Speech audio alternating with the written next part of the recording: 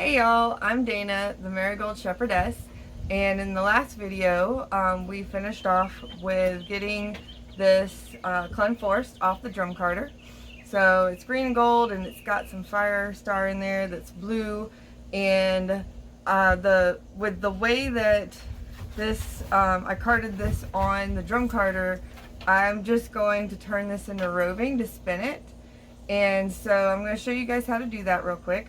This is probably one of the simpler ways to spin a bat other than just spinning straight off the bat and seeing what you get. But you pull the roving into strips, or you pull the bat into strips like so. And if the fiber is really well blended on the carter, the easier it is to pull it into strips like this. And if you did a really good job of blending it on the drum carter, or if you have a really good drum carter like a Brother drum carter, once again, not sponsored by them, wouldn't complain if I was. So you get these strips like this, turn it, keep going. Now you can, once you get these strips done, you can either go ahead and you can spin right away. Look at that. I got this entire bat in one piece. Gotta love it when your fiber comes off your carter well blended. So I could either just go ahead and I could spin it directly from the strips like this, or if you want, you can draft them a bit. And it takes a little extra time to do this. Don't have to do this, but if you want to, it does even it out a bit more. And I would highly recommend, as you do this, once you've got a bit of it drafted, you go back and you go ahead and start rolling it in a ball, because once you have done that to a certain amount, you can't find the end. It takes a while to find the end. There's so much of it.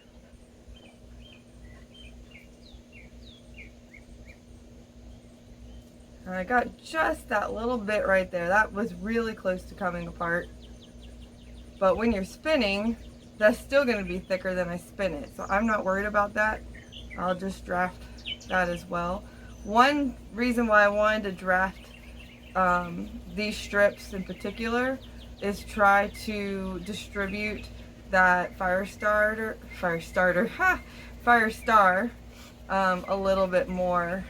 Since I painted that on, it didn't really blend with the fiber. It's just kind of it's actually to some degree just kind of sitting on top of the fiber in places, and so without it, this will distribute it throughout the fiber a little bit better without actually use your words, blending into the fiber too much. That was quite a pause. My brain went through a lot of thoughts, by the way, while I was trying to think of the word blending. See, look at that, lost the end. There it is. Look at that strip of fire star. Gee whiz. And then just wrap it. And you can start to get a feel for what that yarn is going to look like once you've spun it. This is obviously a bit of an exaggeration, but you can start to get an idea of just how this could potentially look when you put it into yarn form.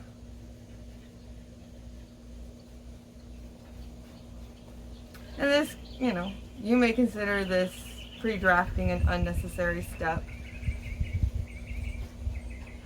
I feel like my spinning goes a little bit faster when I'm not having to chase ends. And what I mean by that is if you are, say you're drafting off of a strip like this, you have to constantly be making sure that you're going back and forth on the on that strip. And I just prefer to have a skinny piece to be working with as I'm spinning. So you probably don't want to sit here and watch me draft this entire thing. It will take a while. I mean, I've got that much done.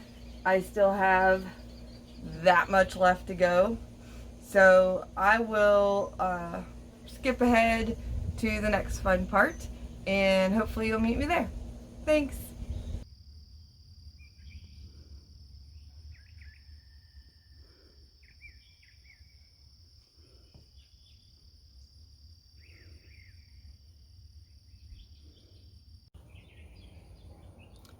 Now that we have our roving, it's time to spin it. One problem. I already spun it. I got impatient and I may have spun the entire 4 ounces without filming it, but I do have some good news. I made more. So why have 4 ounces of roving to spin when you could have 8 ounces of roving to spin? So this is the second batch, and this is what we're going to spin today. Okay, so I'm going to attach this to my leader. My preferred method is to have a loop in my leader and then put the tip into my roving through that loop and then fold it down on top of itself to get started. And as I get started, I will have, there we go, gotta adjust my tension. You just make adjustments as you go, as you feel you need to. And my method is, for this yarn, is to just kind of spin it a little thick and thin. Not so much that it's very obvious, but I do want it to have some texture. I'm not counting steps or anything like that. I'm just watching the roving as it goes through my fingers and adjusting how much thick or thin thinness of the roving passes through my fingers. And every once in a while might see a little something I don't want in there and get it out. Alright, so we haven't really talked yet about Clun sheep.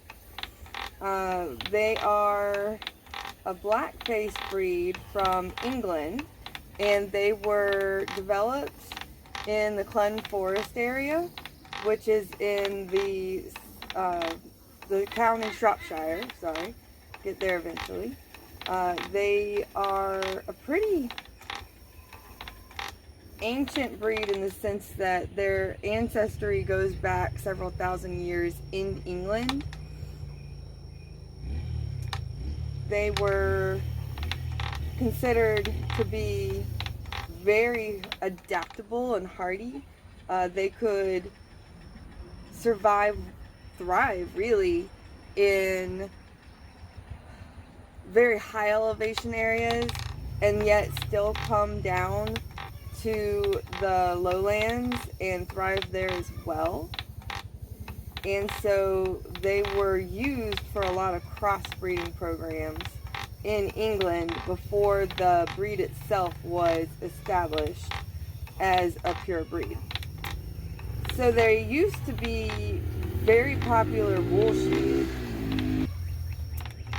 So they used to be a very popular wool sheep that, because there was a time when wool had value, and I pray that one day wool will have value again and that farmers don't just think of wool as a waste crop that's worth absolutely nothing, and we can replace some of this plastic clothing with wool clothing that'll last a lot longer and be much better for our environment. But as far as cluns go, in the early 1900s, the focus on wool was changed over to a focus on growing lambs for meat.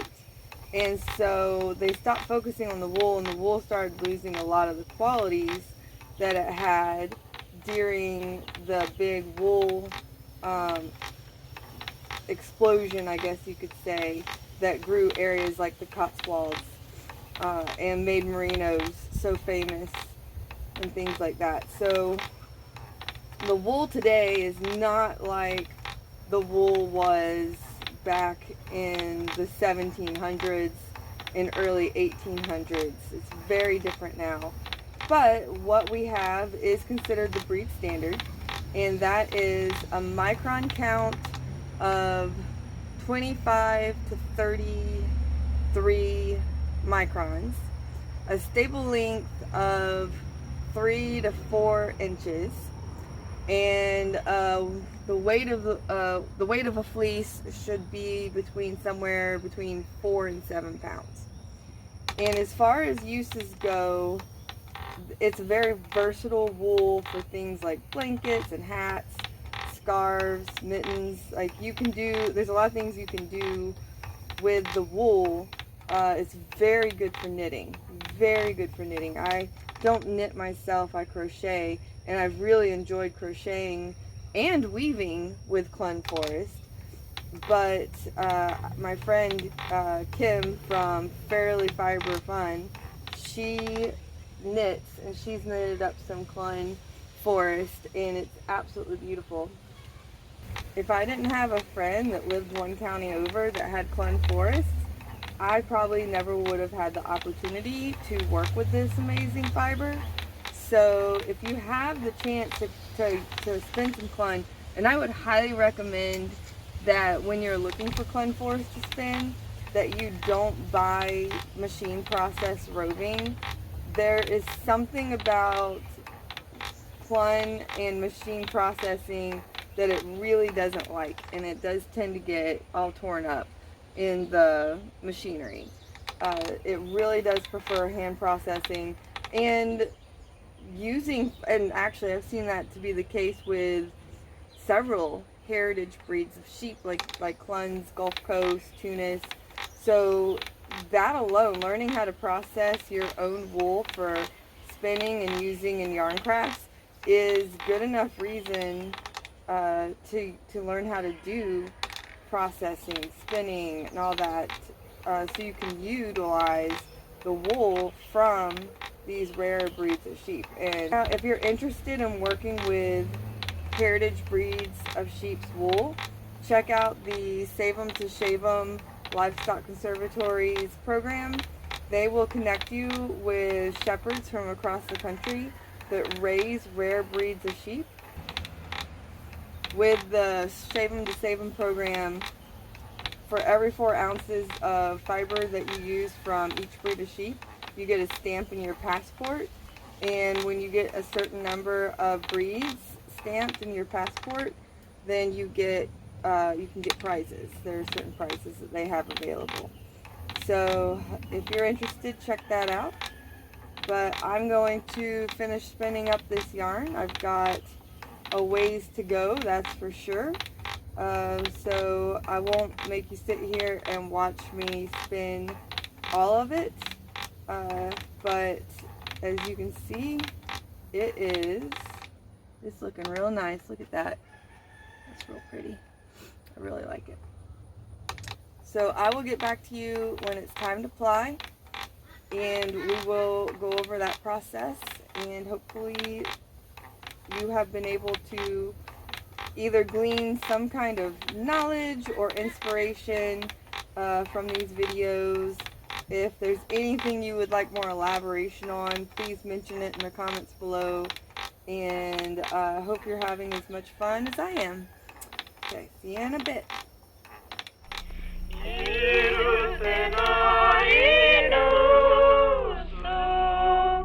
Give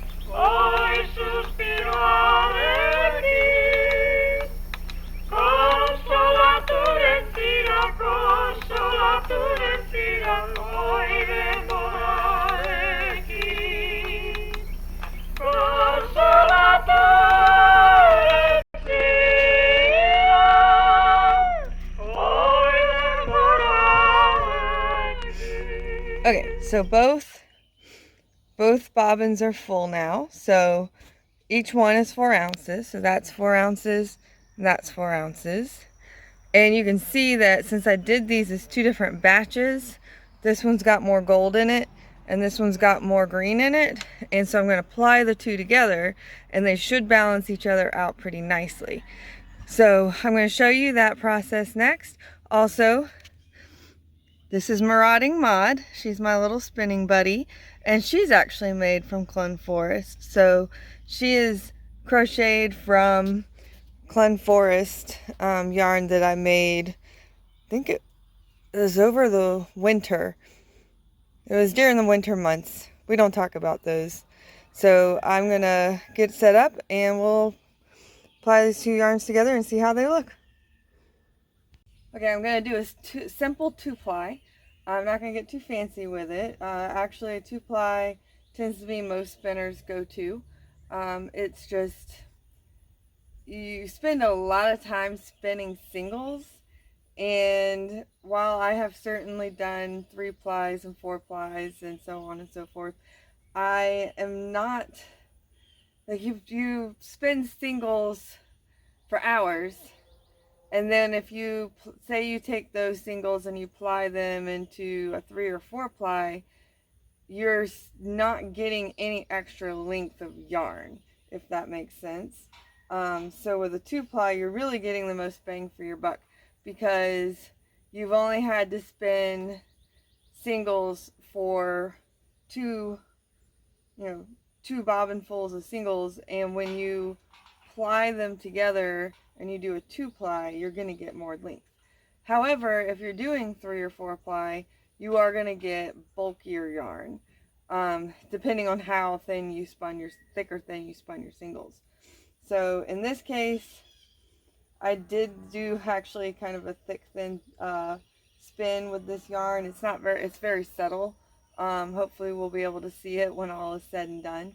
But I'm just going to take my 2 ends.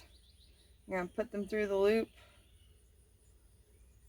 twist them, put them back down, and when I start spinning the wheel, it's going to twist into those ends and you just put them right on. So not going to get super technical about my ply.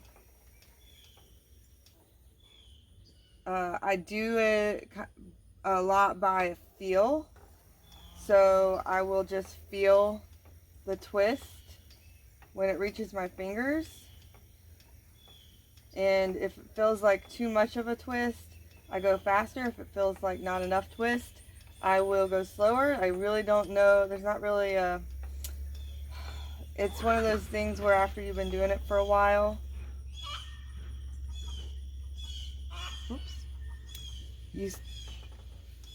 you start to get a feel for it.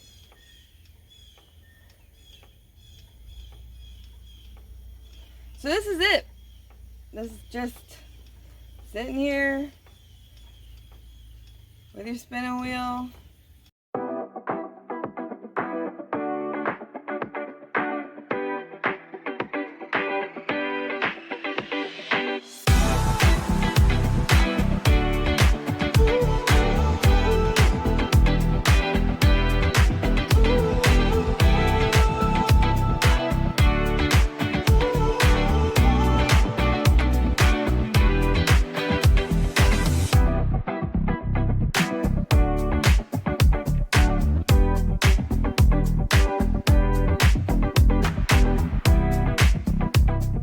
So yesterday we plied the yarn.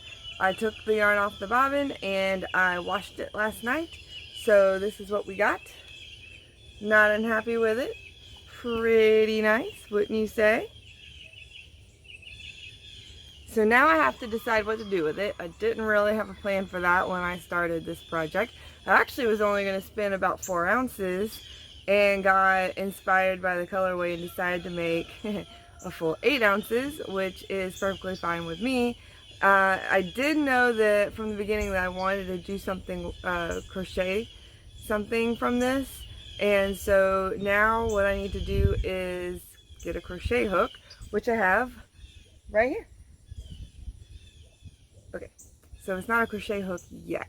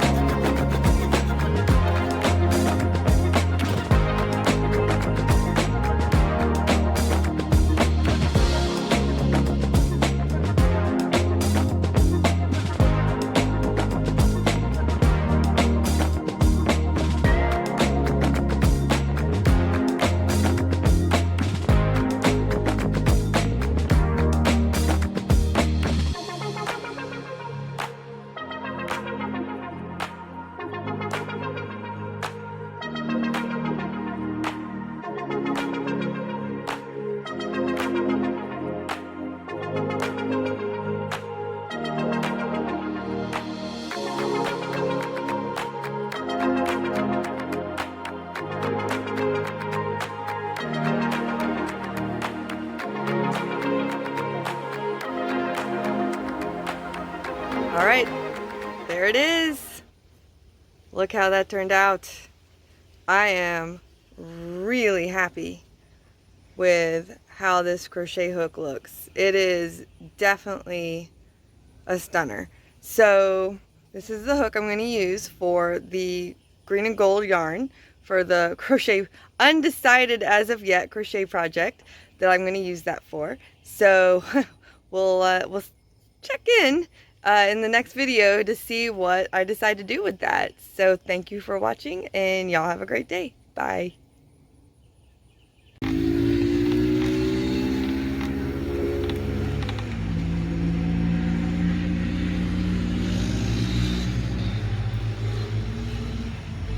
My neighbors love their toys. To be fair, so do I. And you can, every time you work with 4 ounces or more, of the